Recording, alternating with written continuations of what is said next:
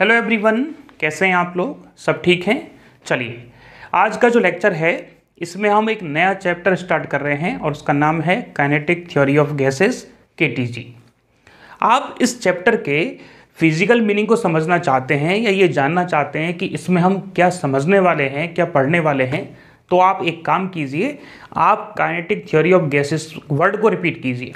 मतलब सर, मतलब ये है कि kinetic theory of gases, gas की जो भी मोशन होगी उसमें जो भी काइनेटिक होगा, काइनेटिक किससे जुड़ा हुआ है? गतिज से। तो इस पूरे चैप्टर में हम गैस की मोशन के बारे में पढ़ेंगे, जैसे उसकी वेलोसिटी क्या होती है, कितने टाइप की होती है, RMS वेलोसिटी मतलब रूट मीन स्क्वायर वेलोसिटी, इसके अलावा average velocity, most probable velocity और मीन फ्री पाथ मतलब माध्य मुक्त पथ जो लैम्बडा से डिनोट किया जाता है, जो पार्टिकल के डायमीटर पे डिपेंड करता है। साथ साथ ये देखेंगे कि वेलोसिटी को हम किस तरह से डेंसिटी से लिंक कर सकते हैं, प्रेशर से लिंक कर सकते हैं, वॉल्यूम से लिंक कर सकते हैं। ये सारी चीज़ें देखने वाले हैं। साथ साथ ये समझेंगे कि हमारी जो आइडियल गैस के लिए PV बराबर nRT इक्वेशन है, ये कहाँ से आती है, इसको हम कैसे मोलर मास से जोड़ सकते हैं, और यदि कोई गैस आइडियल नहीं है, मतलब रियल गैस है, वास्तविक गैस है, तो उसके लिए क्या इक्वेशन आने वाली है। चलिए शुरुआत कर दें। तो सबसे पहले आप चैप्टर का नाम लगाइए, KTG या काइनेटिक थ्योरी ऑफ गैसेस। हम लिख रहे हैं KT और G। चलिए साहब, क्या है ये? सबसे पहले हम ये जाने कि आइडियल जो गैस है, आइडियल गैस के लिए इक्वेशन में पढ़ते हैं PV बराबर nRT, और इसके बेस को यदि हम जानने की कोशिश करें कि ये कहाँ से आता है, n क्या है। देखो, हम जब गैस को एनालाइज करते हैं, टेम्परेचर बढ़ा के उसके वॉल्यूम को इंक्रीज करके, कम करके टेम्परेचर को मेजरमेंट करते हैं, तो हमको एक इक्वेशन मिलती है PV प्रोपोर्शनल टू T। मतलब प्रेशर और वॉल्यूम का जो भी मल्टीप्लिकेशन होता है वो टेम्परेचर के प्रोपोर्शनल होता है। आपको हमने लास्ट में न्यूमेरिकल करवाया था, आपको शायद याद नहीं होगा, और वो न्यूमेरिकल था कुछ इस टाइप का, जिसमें V और T का ग्राफ था, और नहीं P और V का ग्राफ था, और ग्राफ कुछ इस तरीके से हमने बनाया था। इसका नाम दिया था T1, इसका नाम दिया था T2, और आपसे ये पूछा था कि इस ग्राफ में कौन सा ऑप्शन करेक्ट है, T1 is less than T2 या T2 is less than T1। आपने जवाब इसमें दिया था कि सर T1 ज़्यादा है, T2 कम है, ऑप्शन बी करेक्ट है। और रीज़न क्या बताया था? जिसका PV जितना ज़्यादा उसका टेम्परेचर भी उतना ही ज़्यादा। कैसे पता चला? हमने तरीका बताया था कि कांस्टेंट वॉल्यूम के लिए आप क्या कर सकते हैं, दो प्रेशर की वैल्यू कैलकुलेट कर सकते हैं, और दूसरा तरीका भी बताया था, पता नहीं आपको याद है कि नहीं। तो ये है P1, ये है P2, और यदि हम इक्वेशन लिखें PV बराबर nRT, और हम कांस्टेंट वॉल्यूम के लिए देख रहे हैं, तो वॉल्यूम को कांस्टेंट कर देंगे, तो P प्रोपोर्शनल टू किसके आ रहा है? T के। इसका मतलब कांस्टेंट वॉल्यूम के लिए दो अलग अलग ग्राफों से रिलेटेड प्रेशर की वैल्यू देख लो। यहां हमको क्या पता चल रहा है कि सर P2 बड़ा है P1 से, तो P प्रोपोर्शनल टू T है, तो T2 भी बड़ा होगा T1 से। बात आया समझ में? मतलब B को यदि क्वेश्चन कर दें तो P बढ़ेगा तो T बढ़ेगा, और इसका उल्टा भी ठीक है, यदि P को क्वेश्चन कर दें तो B बढ़ेगा तो T बढ़ेगा। तो कुल मिला के क्या हुआ कि PV यदि बढ़ रहा है तो टेम्परेचर बढ़ेगा, या टेम्परेचर बढ़ रहा है तो PV बढ़ेगा। वैसे आप इसको फिजिकली भी समझ सकते हैं। किसी भी कंटेनर में कोई गैस भरी हुई है, और उस कंटेनर के नीचे जो आप जिस भी सोर्स से हीट दे रहे हैं उसको बढ़ा दो, मतलब हीट को देना चालू करो, टेम्परेचर को बढ़ा दो। यदि गैस का, जैसे ऐसा करते हैं, बिल्कुल प्रैक्टिकल एग्जांपल ले लेते हैं। कुकर है हमारे पास, कुकर के नीचे आपने कुकर को गैस पे रखा है और गैस को तेज कर दिया, तो टेम्परेचर क्या हो रहा है? बढ़ रहा है। टेम्परेचर बढ़ने की वजह से क्या हो रहा है? यदि कुकर का ढक्कन बंद है तो वॉल्यूम फिक्स हो गया, तो क्या बढ़ेगा? प्रेशर। वही रिलेशन आ जाएगा, कुकर का ढक्कन तो बंद है, सीटी भी बंद है, तो कांस्टेंट वॉल्यूम के लिए प्रेशर बढ़ रहा है। लेकिन सोचो, जब हम और गैस को बढ़ाते हैं तो Ct कहाँ जाती है? ऊपर। क्यों? क्योंकि वॉल्यूम बढ़ जाता है और वॉल्यूम बढ़ने के लिए फिर फर्स्ट लॉ ऑफ थर्मोडायनेमिक्स लगता है कि दी गई हीट दो काम करेगी। एक तो आपकी जो कुकर में सब्जी है उसकी इंटरनल एनर्जी को बढ़ाएगी और साथ साथ पिस्टन को उठाने में, मतलब Ct को उठाने में कार्य करती है। डिटेल में बात हो गई थी इसके बारे में। तो कुल मिला के ये बात आपको समझ में आ गई है कि Pb प्रोपोर्शनल टू T क्यों है। चलिए, जब जब दुनिया में प्रोपोर्शनलिटी का साइन आता है तो हम एक कांस्टेंट लगाते हैं और उसका नाम है K। ध्यान रखना, ये K केवल एक नियतांक है, ये K वोल्टेज मान कांस्टेंट नहीं है। ठीक है, कैसे पता सर? अभी बताते हैं। ये जो नियतांक है K, ये प्रोपोर्शनल होता है नंबर ऑफ मॉलिक्यूल्स के। ये जो K है वो प्रोपोर्शनल होता है नंबर ऑफ मॉलिक्यूल्स के। अब जब ये कांस्टेंट हटाते हैं तब आता है Kbn, और अब ये जो Kb है वो है वोल्टेज मान नियतांक, और इसका वैल्यू क्या है? 1.38 10⁻⁻23। चलिए बात करते हैं इसके बारे में। Kb ठीक है सर, n ठीक है। अब इसको यदि यहां लिख दें तो आ जाएगा Pv बराबर n kBT। Sir what is the definition of mole? Sir mole की डेफिनेशन है number of molecules upon number of Avogadro संख्या, Na 6.0223 10⁻23। आप जानते हैं आवोगाद्रो संख्या का मान, या ग्राम में गैस का भार बटे अणु भार। दोनों ही मतलब क्या है? दोनों का मतलब मोल है। अब सोचो, हमारे पास यदि 1 मोल गैस है और 1 मोल गैस की क्या कंडीशन है कि सर n बराबर Na कर दो, मतलब गैस में जो मॉलिक्यूल्स है वो आवोगाद्रो संख्या के बराबर होंगे, तो n बराबर क्या आ जाएगा? Na अपॉन Na बराबर आ जाएगा 1। या क्या कंडीशन है? या m बराबर Ma कर दो, मतलब जो ग्राम में भार ले रहे हो वो अणुभार के बराबर ले लो। मतलब O2 जो गैस है उसका मोलर मास क्या है? कैपिटल M क्या है? सर एक O के परमाणु का होता है 16, कितने हैं? 2, इसका मतलब 32। क्या है? M बराबर 32 है। ये क्या है? मोलर मास O2 का। अब यदि आप 32 ग्राम गैस ले लो, कितना ले लो? 32 ग्राम गैस ले लो, तो आपकी वो 1 मोल गैस कहलाएगी। क्यों? क्योंकि स्मॉल n बराबर मास अपॉन मास। कितनी ग्राम गैस ली है आपने? 32। आपका अणुभार कितना है? 32, कैंसिल हो गया, 1 आ गया। ठीक है, चलिए तो हम क्या कह सकते हैं यहाँ पे? बस जो कहना है वो कह दो, n बराबर 1 आ जाएगा। चलो अब बात करते हैं, ध्यान से समझना। 4 1 मोल मतलब 1 मोल गैस के लिए, और 1 मोल गैस के लिए यहाँ फॉर्मूला यदि लिखना चाहें तो क्या लिखेंगे? Pb बराबर कौन कौन सहमत है बताओ? kBT। कौन कौन सहमत है? यहाँ सर लिख सकते हो, 1 मोल गैस के लिए तो लिख सकते हो।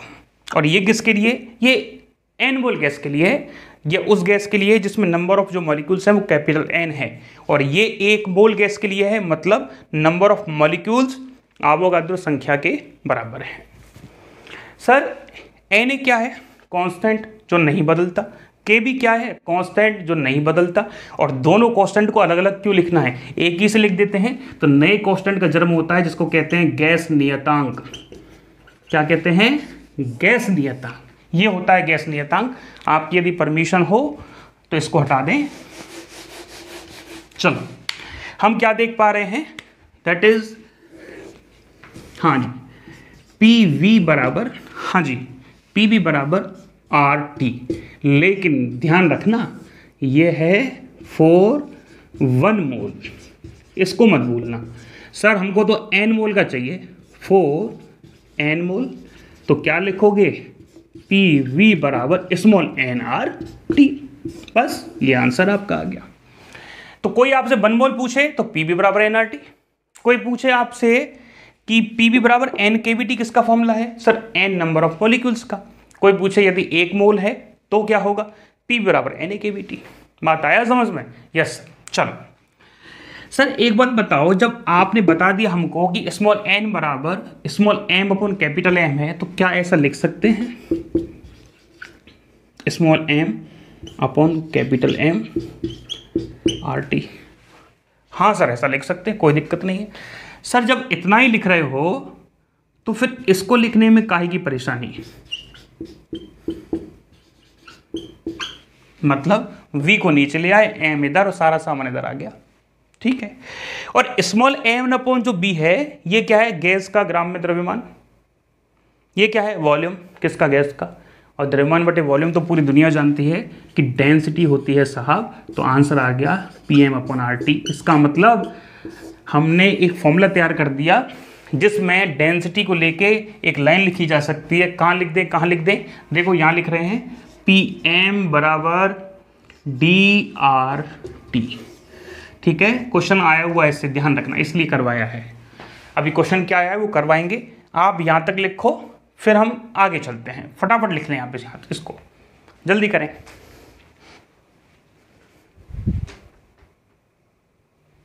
हाँ जी, देखो न्यूमेरिकल देखो भाई, पहला क्वेश्चन करवा रहे हैं आपको, ध्यान से समझिएगा। पहले देखो, उसके बाद कॉपी में लिखना। हाँ जी, क्या क्वेश्चन है? चलो, 5 gram oxygen, 5 gram oxygen gas के लिए आदर्श गैस समीकरण लिखिए।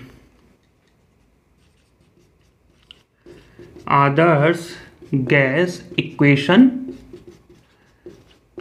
लिखिए। हाँ जी, कुछ और डाटा जरूरी है। यहां प्रेशर कितना है भाई? चलो लिख देते हैं।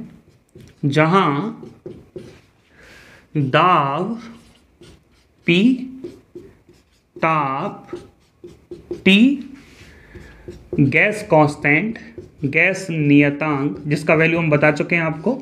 गैस नियतांक कितना है? R, तथा क्या बहुत है, तथा एक और लिख लो आयतन कितना है? V। चलो कौन बताएगा? सबसे पहले इसको लिखें, सॉल्व करें, उसके बाद हम करवाएंगे। कोई भी सीधा ना लिखे। चलो अगला क्वेश्चन देखो। अगला क्वेश्चन है, एक PV बराबर NRT से बनाना है हमको क्वेश्चन, ठीक है। 2 गैस A तथा B समान ताप पर, क्वेश्चन की लैंग्वेज को समझो, समान ताप पर अलग अलग पात्रों में रखी हैं। समान ताप पर अलग अलग पात्रों में रखी हैं। यदि गैस A का दाब, यदि गैस A का दाब B की तुलना में 2 गुना तथा घनत्व 1.5 गुना है, तो दोनों गैसों के अणुभार या मोलर मास या अणुभारों का अनुपात ज्ञात करो। बहुत अच्छा क्वेश्चन है, ठीक है। चलो पहले दोनों क्वेश्चंस को करो खुद से, फिर आंसर देखना। तो देखो पहले क्वेश्चन को सॉल्व कर रहे हैं। हमारे पास इक्वेशन है PV बराबर NRT। इसके ऑप्शन आपको दे रखे थे, चलो ऑप्शन दे देते हैं। यदि कोई मैच करना चाहे तो आंसर आ रहा है PV बराबर 5/16 RT। ऑप्शन बी PV बराबर 5/32 RT। ऑप्शन सी PV बराबर 32/5 RT। और ऑप्शन डी PV बराबर 16/5 RT। ये इसके ऑप्शन है, ठीक है। चलिए बताइए किसका आंसर आया है, अभी चेक करते हैं। सर आपने पढ़ाया कि स्मॉल n बराबर small m plus capital M, और इसके साथ साथ आपने ये भी पढ़ाया कि इस capital N upon small n है, लेकिन उसने कहा है कि हमने ऑक्सीजन को केवल 5 ग्राम लिया है, तो हम n अपॉन n नहीं लगाएंगे, हम लगाएंगे m अपॉन n। m कितना है जी 5 ग्राम, हमने कहा था n बराबर क्या होता है किसी भी गैस का ग्राम में द्रव्यमान बटा अणु भार। हाँ जी, कौन सी गैस है, ऑक्सीजन। ऑक्सीजन हमेशा O2 में मिलती है, ऑक्सीजन जो है वो डायटोमिक गैस है, तो O2 है इसलिए 2 हैं, तो 16 गुणा 2 लिखेंगे। ध्यान रखना, यदि हीलियम होती, यदि आर्गन होती, तो हम केवल सिंगल मॉलिक्यूल का मास लेते, लेकिन O2 जो है वो डायटोमिक गैस है, जैसे H2 है, N2 है, ये डबल में होती हैं, तो क्या आ जाएगा 5/32। बस अब आपका आंसर आपके सामने है, Pb बराबर N क्या है 5/32, और ये आ जाएगा RT। ये लो जी, ठीक है, ऑप्शन बी। बात करते हैं, दो गैस A तथा B समान ताप पर अलग अलग पात्रों में रखी हैं। यदि गैस A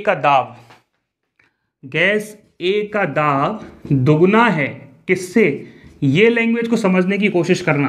कई सारे बच्चे ये कंफ्यूज हो जाते हैं कि 2 इधर लगाएं या इधर लगाएं। देखो कैसे करते हैं, क्या कह रहा है, लैंग्वेज को पकड़ लो। यदि किसी गैस A का दाब, मतलब A का दाब, ठीक है, B की तुलना में दोगुना है, दोगुना है किसकी तुलना में या किससे, B से। देखो अगला, तथा घनत्व 1.5 गुना है, मतलब डेंसिटी ऑफ A 1.5 किसकी, डेंसिटी ऑफ B। दो बातें पता लग गई। तो दोनों गैसों के मोलर मास, तो इसका मतलब इस बार जो गैस की इक्वेशन लगेगी वो डेंसिटी वाली लगेगी। हमको भी याद नहीं है, आपको भी याद नहीं है, तो कोई बात नहीं, चलो ऐसे याद कर लिया करो। लिख सकते हैं ना ऐसे, बस डेंसिटी बनेगी कैसे, मास अपॉन वॉल्यूम से, तो बाकी का सामान इधर आ जाएगा। ये लो जी, बन गई डेंसिटी।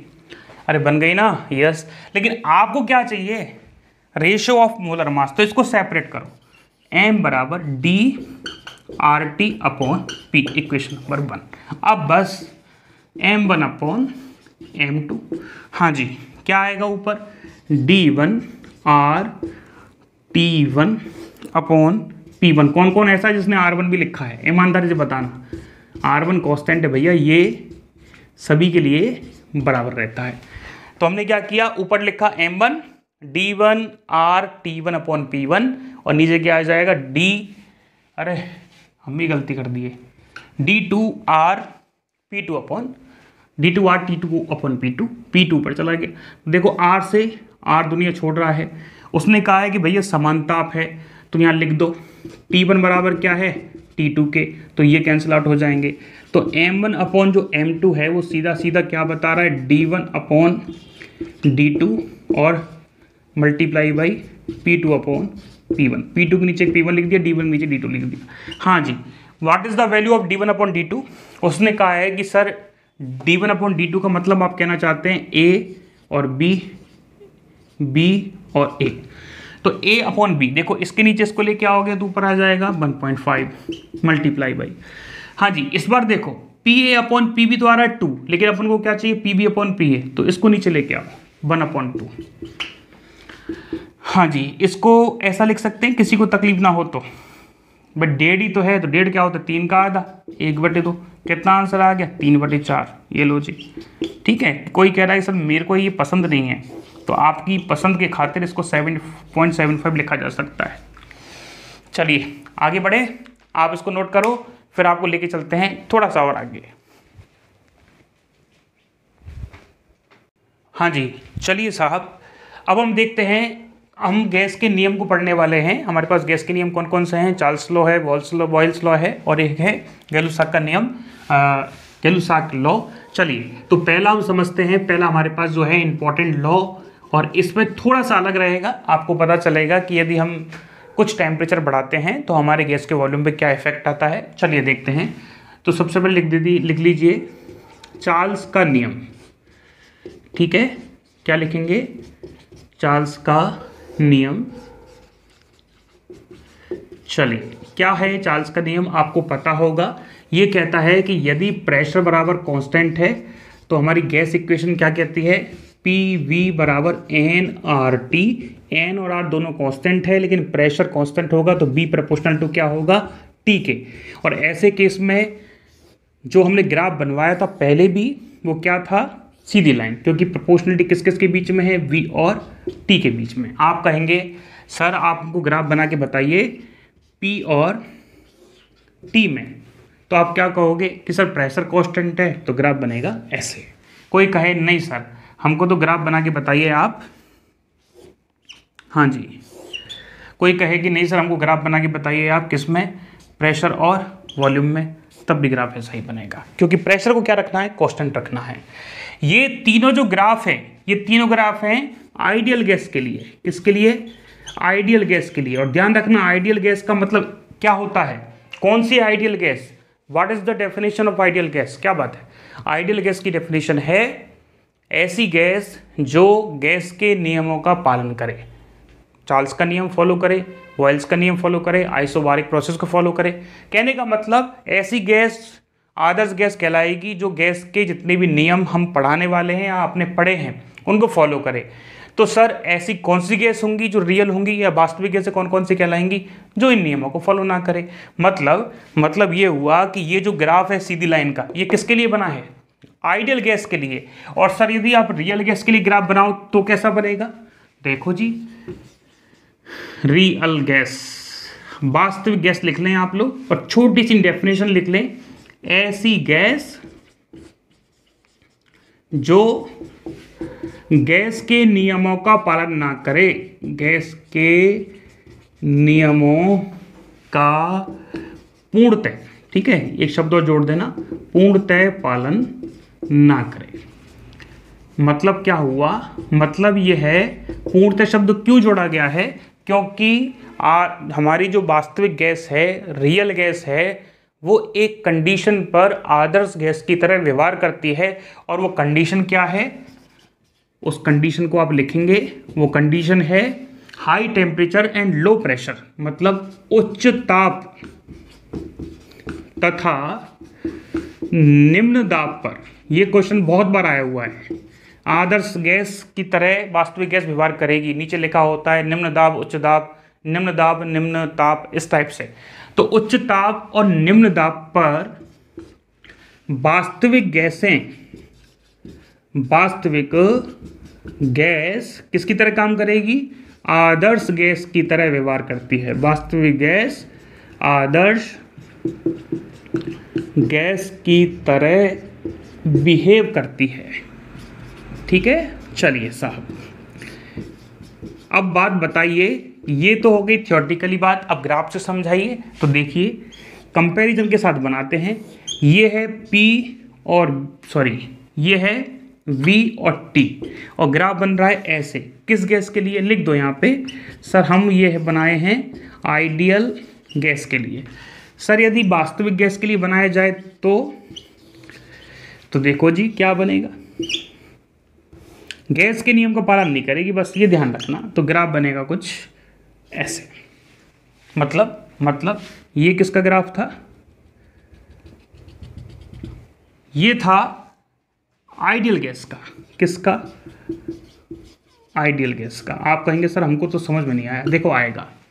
ऊपर क्या है भाई, ऊपर है V, ऊपर क्या है, हम उल्टा लिख दिए हैं T, और B का ग्राफ बनाइए इसको, क्योंकि देखो भाई T प्रोपोर्शनल टू B है या B प्रोपोर्शनल टू T है, तो ग्राफ तो यही बनना है। अब ये ग्राफ जो है नीचे वाला ग्राफ, ये रियल गैस का क्यों है, क्योंकि देखो आइडियल गैस का ग्राफ जो है वो 0 से स्टार्ट होता है और ग्राफ बढ़ता है सीधी लाइन में। लेकिन हमारा जो रियल गैस है, ये जो डार्क लाइन है, ये रियल गैस को बता रही है, और रियल गैस का ग्राफ जो है वो 0 से चालू नहीं होगा, ये 0 के अलावा आगे वाले पॉइंट से चालू होगा, क्योंकि ये गैस के नियम का पालन नहीं करता। लेकिन इस ग्राफ में हम देख सकते हैं इस कंडीशन को कि ये उच्च ताप पर कैसे आइडियल गैस की तरह व्यवहार करती है। तो जैसे जैसे हम ऊपर जा रहे हैं तो टेम्परेचर बढ़ रहा है, तो उच्च ताप पर देखो ये टच करने वाली है किसको, आइडियल गैस को। बात आया समझ में, बात आया क्या नहीं आया, बात आ गया होगा। जैसे जैसे हम टेम्परेचर बढ़ा रहे हैं तो देखो ये जो लाइन है ये किसको टच करने वाली है, अब ये आइडियल गैस को टच करेगी। तो इसमें हमने बिल्कुल सही लिखा है उच्च दाब और निम्न दाब पर। निम्न दाब इसमें दिखाई आपको नहीं दे रहा है, बाकी का दाब निम्न होता है। आगे वाला जो हम लॉ लेंगे उसमें आपको दिखेगा भी। तो आपको उम्मीद है बात समझ में आ गई होगी। इस कंडीशन को विशेष ध्यान रखें और प्रैक्टिकली आप इससे देख सकते हैं। बात आया समझ में? चलिए साहब, एक बात और, ये नियम क्या कहता है? अब तक आपने ये जो चार्ल्स का नियम है केवल इतना सा पढ़ा है कि B प्रोपोर्शनल टू T, लेकिन ये नियम कुछ कहता भी है। ये नियम क्या कहता है? ये कहता है कि इस नियमानुसार, अकॉर्डिंग टू दिस लॉ, इस नियमानुसार किसी गैस के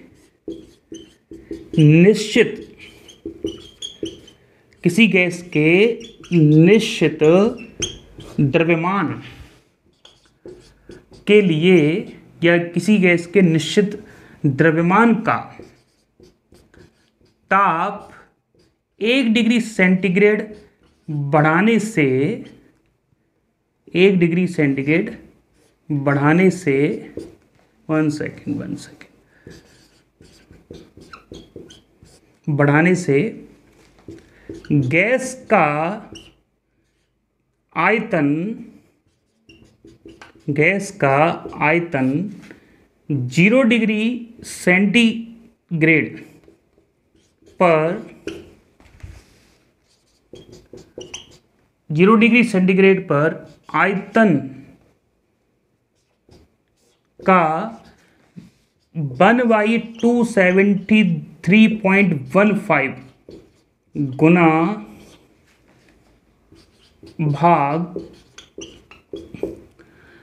गुना से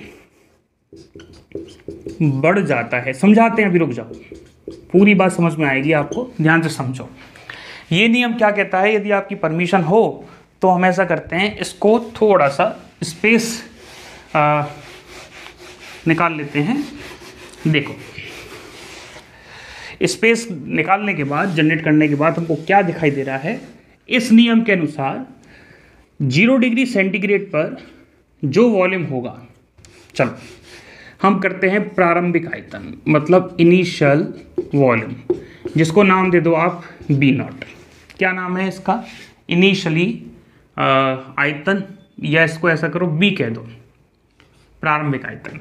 अब कह रहा है कि यदि इस प्रारंभिक आयतन की कोई भी गैस है, उसका ताप आप 1 डिग्री सेंटीग्रेड बढ़ाना चाहते हो, तो उसका जो नया वॉल्यूम होगा, वो जो वॉल्यूम है वो 0 डिग्री सेंटीग्रेड के आयतन का 1/273 गुना इंक्रीज हो जाएगा।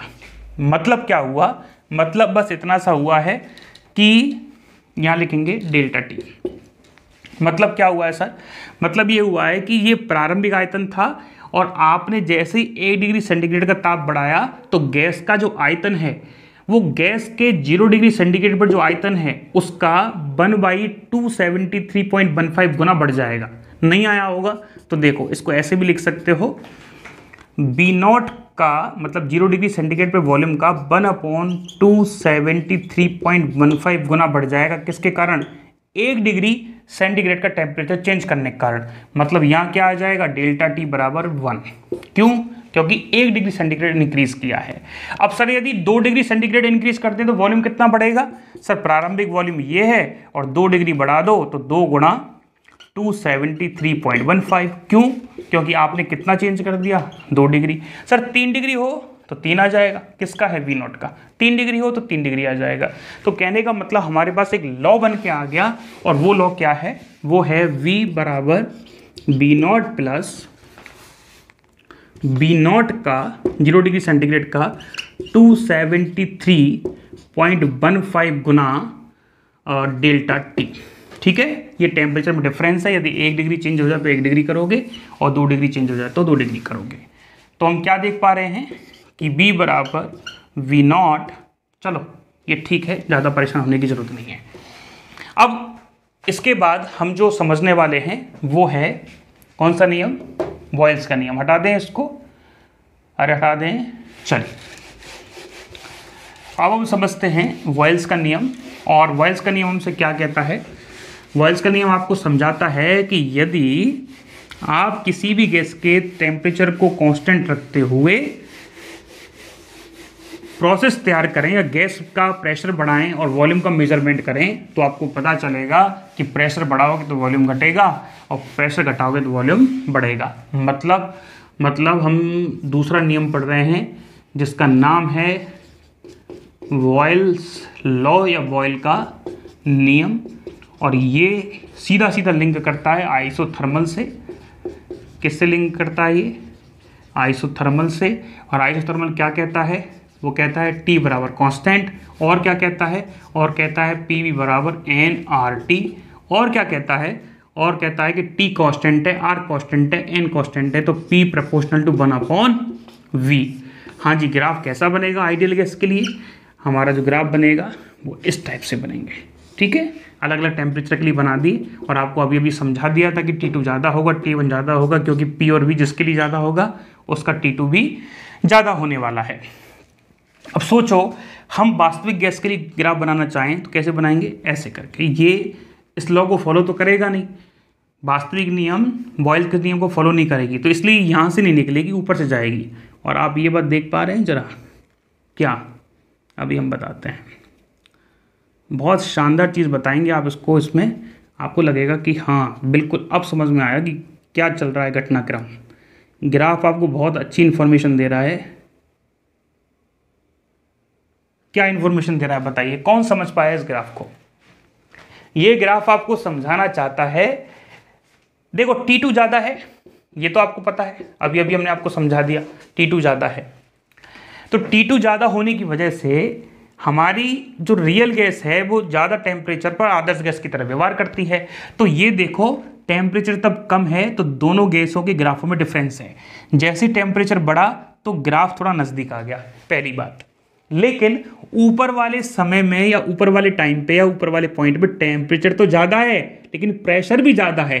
तो जैसे जैसे हम नीचे आ रहे हैं तो हम क्या देख रहे हैं? इस पूरे ग्राफ का टेम्परेचर कितना है? T2।